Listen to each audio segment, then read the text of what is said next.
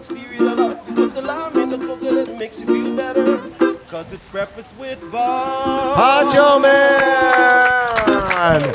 10th anniversary here at Huggo's on the Rocks. We are brought to you by HOKA Polar, UCAN Velofix, Normatec Active Canyon Form Goggles, Amp Human, Four Seasons, and we are also we are airing on Facebook and YouTube. Check us out.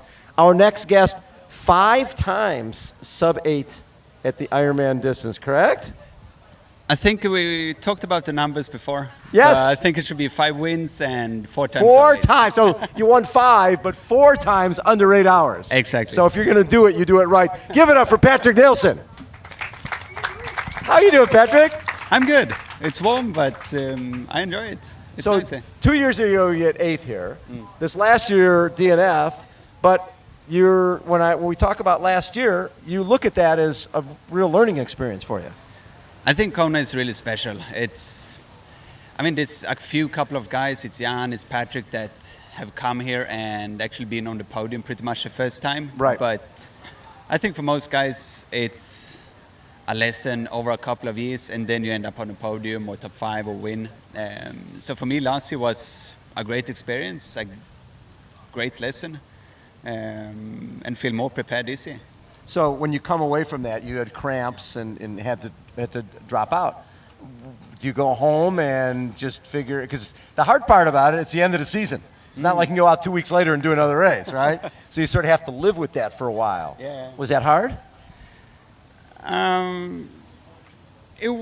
In a way, yeah. Yeah. Of course, the DNF is never fun, but especially dropping out here, I think most of the athletes put so much effort into this one Yes. race, and it's 50-50. Either you have a good race or you have a bad race. So it's a big risk you're taking, but at the same time, I was on a training camp away from the family. Right. So even with a DNF, I could fly home and be happy to be with the family. Yes. So even if the DNF is, of course, frustrating, I could come home, enjoy some time with the family, and get started for the next year. Yeah, and then the build up to this race this year, you've been training with Patrick Lange in Texas. Yeah, I was in Flagstaff, Arizona for 3 weeks. Then I flew to the Woodlands, Yes. training with Patrick, with Clark, Mark, and Imogen. So that was a really good camp as well. And I would never say that. Last year coming to Texas, I believe I missed the heat acclimatization. I would like to have spent some more time in the heat, which I did this year. Right. So coming from Texas here, and You got plenty of heat. I got plenty of heat. It was so bad sometimes, but then I can come here and running in the energy lab and okay, it's warm, but it's Doable. okay. I can handle it. I've done worse in Texas. Yes. And training with Patrick Lange, who's won this race twice and went 7:52 and broke the world record last year. What do you learn from that? Yes, I think the pretty relaxed attitude.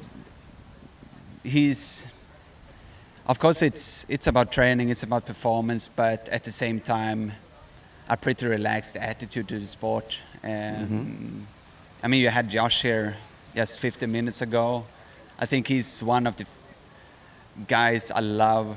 I love his attitude to the sport, just relax and Australian, it's just a race. Just a enjoy race. it. Yeah. And the same with Patrick. Of course, he's coming here to defend his title, but at the same time in a relaxed way. Yeah. What I love about Patrick, it's what happens during the season, and that doesn't define him. This race is what sort of defines him. Yeah, just like that. You see his race in Frankfurt. Of course, he had a puncture, Flat, yeah. but like you said, that doesn't define him, and he's here to define his title. Exactly. This year you won Ironman Texas. Talk a little bit about that, because talk about a little hot. It can be hot down there. That was really hot as well. Yeah. But I was a long time on Sands Beach in Lanzarote. Yes. Preparing for the season. I was there with my family. Then flew straight from Lanzarote to South Africa. I felt really prepared, but to be honest, I think I was tired from a long training camp. So I did a decent swim, and a pretty bad 90K on the bike. Then I dropped out when I saw, okay, this is far away from a qualification to Kona. Right. So dropping out, booking a new ticket to Texas, and actually coming there and be able to perform at the world-class level was satisfying. Yes. That was really good. Well, and last year when you went to Frankfurt and you got second at Frankfurt to Jan Frodeno and Patrick Lange was third. When you're going up against those guys and you're not intimidated by the moment, you're not afraid of those guys, that shows a lot, because you look at the field here and Alistair Brownlee and Jan Frodeno and Patrick Lange and all those guys are here. You don't seem to be intimidated at all. Honestly, I think I was that the first 3 years ago in Frankfurt. That was the first time I met Sebastian, Jan, and Patrick. Yes. Then it's really like, oh man, these guys are like gods to me. But the more you race them, the more you start to know them, you realize, okay, they are actually humans. Right. Jan got injured last year, didn't race here. That's a normal guy. He dropped out. Right. 2 years ago, okay, he he is a 2 years normal ago, he guy. ended up walking the marathon. Yeah, walking the marathon, and then yeah. last year, he had to It's drop a normal out. guy. The same with Patrick.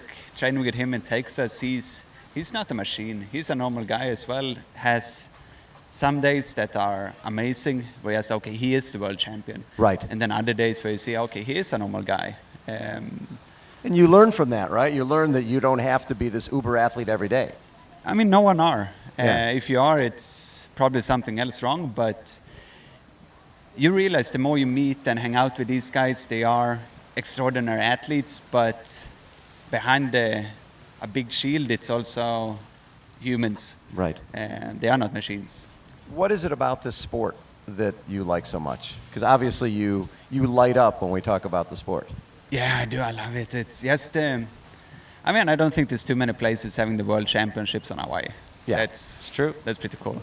But then the challenge it brings me. I was a runner before, and only doing running, you do get tired.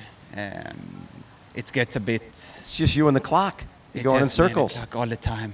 But then triathlon, there's so many things you can practice. It's a swim, bike, and run. But then preparing for this race is totally different compared to another one. You have the swim start here, that's a big boxing match.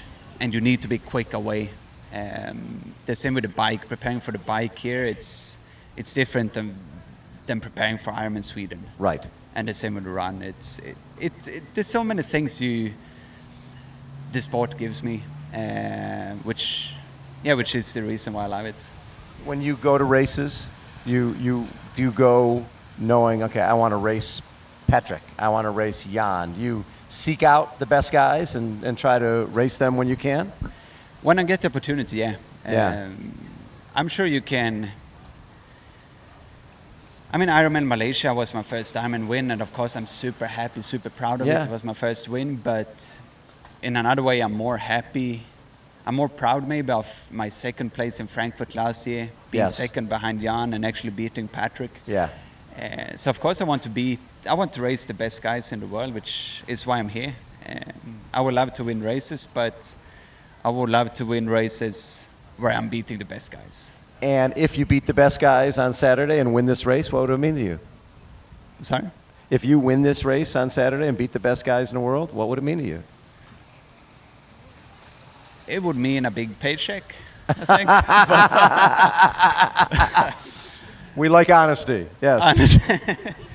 It's, I mean, it's a legendary race. It's Ironman Hawaii. This is it, yeah. This is it. That would mean the world to me. Love it. Round of applause for Mr. Patrik Nilsson. Honcho Man, take us out. Call me in the morning to tell me what to do. Call me in the morning to tell me what to do. Cause it's breakfast with Bob. And Honcho Man.